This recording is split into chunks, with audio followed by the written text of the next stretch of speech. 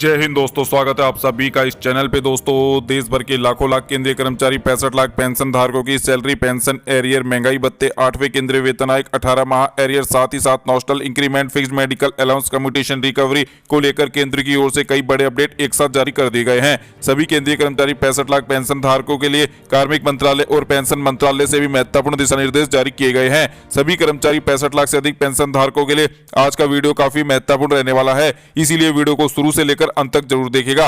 दोस्तों, वीडियो में आपको पूरी जानकारी प्रोवाइड करें उससे पहले एक छोटी सी गुजारिश है, वीडियो को लाइक और नीचे ब्लैक कलर के बटन को दबाकर चैनल को जरूर सब्सक्राइब करके रखें, क्योंकि दोस्तों यही एकमात्र चैनल है जो आपको सरकारी कर्मचारी, पेंशन धारक, भूतपूर्व सैनिक, भूतपूर्व जवानों के रिगार्डिंग सभी खबरें सही सटीक व तथ्यों पर आधारित दिखाता है। तो चलिए दोस्तों, ऐसे में आप सभी का ज्यादा समय न लेते हुए आज की सभी खबरों को जानने का सिलसिला शुरू कर लेते हैं। सबसे पहले बात करते हैं नेशनल इंक्रीमेंट की। पिछले कुछ समय से यह विषय लगातार चर्चा में बना हुआ है। अब रेलवे के एक कर्मचारी संगठन ने रेलवे बोर्ड को पत्र लिखकर मांग की है कि ऐसे कर्मचारी और पेंशन भोगियों को भी नेशनल इंक्रीमेंट का लाभ दिया जाए जिन्हें सेवानिवृत्ति से पहले प्रमोशन या एमएससीपी का लाभ मिला था। संगठन का कहना है कि कई कर्मचारी ने प्रमोशन के बाद 6 महीने से अधिक सेवा पूरी की, लेकिन फिर भी उन्हें अगला नेशनल इंक्रीमेंट नहीं दिया गया।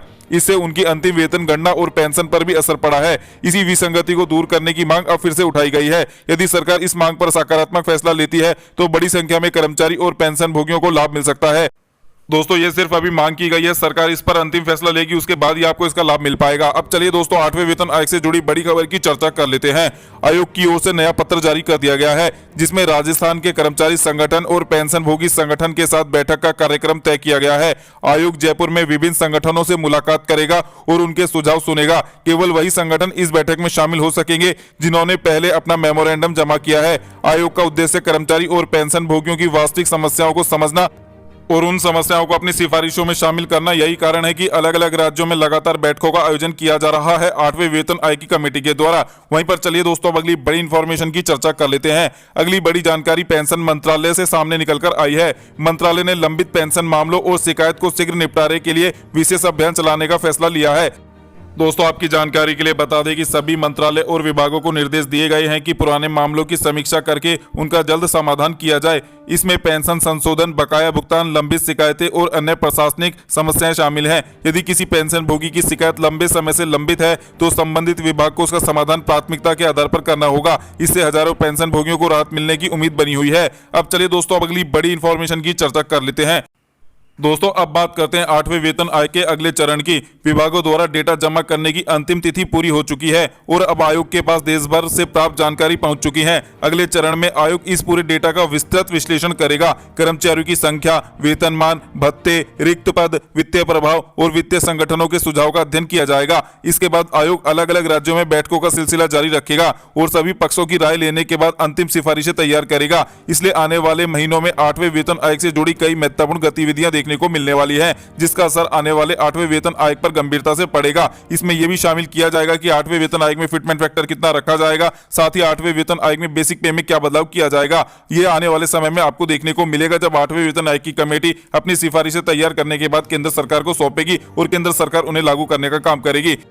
अब चलिए दोस्तों, अगली बड़ी इंफॉर्मेशन की चर्चा कर लेते हैं। अब बात करते हैं आज की सबसे चर्चित खबर की। वित्त मंत्रालय ने एक नया आदेश जारी किया है, जिसके अनुसार केरल में ओणम पर्व के अवसर पर वहां कार्यरत केंद्रीय कर्मचारी और पेंशन भोगी और कुछ श्रेणी के कर्मचारियों को अगस्त महीने का वेतन, पेंशन और मजदूरी निर्धारित समय से पहले जारी की जाएगी। इसका उद्देश्य यह है कि कर्मचारी और पेंशन भोगी त्योहार की तैयारी बिना किसी आर्थिक परेशानी के कर सके। हालांकि यह सुविधा केवल केरल राज्य के लिए लागू की गई है। देश के अन्य राज्यों में रहने वाले कर्मचारी और पेंशन भोगियों के भुगतान की प्रक्रिया सामान्य नियमों के अनुसार ही जारी रहेगी। इसलिए किसी भी प्रकार की अफवाह पर विश्वास करने से पहले संबंधित आदेश को देखना जरूरी है, क्योंकि कई बार मीडिया में ऐसी खबरें आ जाती हैं कि केंद्रीय कर्मचारी पेंशन धारकों की सैलरी, पेंशन इस बार समय से पहले जमा की जाएगी, लेकिन यहां पर बताया नहीं जाता है कि यह सिर्फ केरल पर लागू है, केरल के केंद्रीय कर्मचारी और पेंशन धारकों के लिए। तो यहां पर किसी भी खबर पर विश्वास करे तो उसकी ऑथेंटिकता को जानने का प्रयास जरूर करे। अब चलिए दोस्तों, अगली बड़ी इंफॉर्मेशन, अगली महत्वपूर्ण खबर की बात कर लेते हैं। दोस्तों, यदि आप केंद्र सरकार के कर्मचारी और पेंशन भोगी हैं तो आने वाले समय में आपको अपनी सैलरी, पेंशन में बढ़ोतरी देखने को मिलने वाली है। दरअसल केंद्र सरकार साल में 2 बार महंगाई भत्ते और महंगाई राहत के आंकड़ों में संशोधन करती है, मतलब कि उसके प्रतिशत में बढ़ोतरी की जाती है। आपको अभी 60% DADR महंगाई भत्ते महंगाई राहत के साथ सैलरी और पेंशन का भुगतान देखने को मिल रहा है। लेकिन 1 जुलाई 2026 से आपके महंगाई भत्ते महंगाई राहत में बढ़ोतरी दर्ज की जा चुकी है। आपकी जानकारी के लिए बता दें, महंगाई भत्ता और महंगाई राहत यानी कि DADR कितने प्रतिशत बढ़ेगा, ये पिछले 6 महीनों के उपभोक्ता मूल्य सूचकांक के आंकड़ों पर निर्भर करता है। ऐसे में जनवरी, फरवरी, मार्च, अप्रैल, मई, जून कुल मिलाकर 6 महीनों के उपभोक्ता मूल्य सूचकांक के आंकड़े अब सामने आ चुके हैं, जिसके बाद आपके मौजूदा महंगाई भत्ते महंगाई राहत में पूरे 3% की बढ़ोतरी दर्ज की गई है। तो ऐसे में कर्मचारी पेंशन धारकों के लिए 1 जुलाई 2026 से महंगाई भत्ता और महंगाई राहत का आंकड़ा 60% से बढ़कर 63%, 3% इजाफे के साथ पहुंच चुका है। ऐसे में सबसे बड़ा सवाल कर्मचारी पेंशन धारकों के लिए बना हुआ है कि यदि महंगाई भत्ता महंगाई राहत 1 जुलाई 2026 से बढ़ चुका है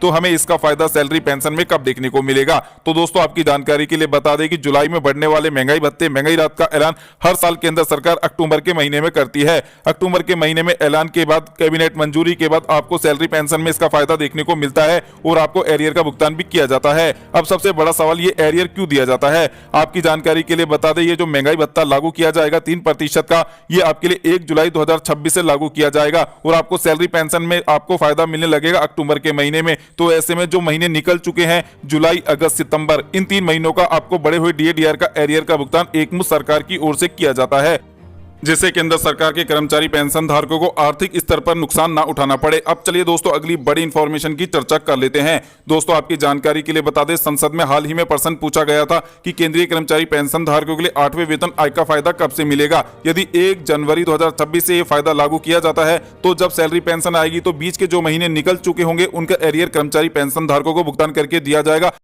दोस्तों केंद्रीय मंत्री ने इसका जवाब दिया है। उन्होंने कहा है कि 8वें वेतन आयोग का फायदा कर्मचारी पेंशन धारकों को 1 जनवरी 2026 से ही लागू करके माना जाएगा और फायदा भी दिया जाएगा। तो ऐसे में आप मानकर चलिए कि आपको साल 2028 के जनवरी महीने से 8वें वेतन आयोग के अनुसार आपको बढ़ी हुई सैलरी पेंशन मिलना शुरू होती है। तो ऐसे में आपको पूरे 24 महीने का एरियर दिया जाएगा। साल 2026 के 12 महीने और साल 2027 के 12 महीने कुल मिलाकर 24 महीने का एरियर का भुगतान आपको देखने को मिलेगा साल 2028 के जनवरी महीने की सैलरी पेंशन के साथ। तो दोस्तों ये एरियर आपका अगर 24 महीने का बनता है तो ये लाखों रुपए का एरियर बन सकता है। अगर 8वां वेतन आयोग से पहले लागू होता है तो कम महीनों का एरियर मिलेगा, लेकिन एरियर का फायदा आपको जरूर दिया जाएगा। ऐसे में कर्मचारी पेंशन धारकों के लिए यहां पर संतुष्टि की बात है कि 8वें वेतन आयोग में विलंब जरूर हो रहा है, लेकिन आपको फायदा पूरा मिलेगा 1 जनवरी 2026 से। अब चलिए दोस्तों अगली बड़ी इंफॉर्मेशन की चर्चा कर लेते हैं। 8वें वेतन आयोग में कुछ अहम बदलाव को लेकर पेंशन भोगी संगठन कर्मचारी संगठनों ने मांग की है कि कम्यूटेशन रिकवरी की अवधि को 15 वर्षों से घटाकर 10 साल 8 महीने लागू किया जाए। इसके साथ ही मांग की गई है पेंशन को अंतिम आहरित वेतन का 50% से बढ़ाकर 17% इजाफे के साथ इसे 67% पर बहाल किया जाए।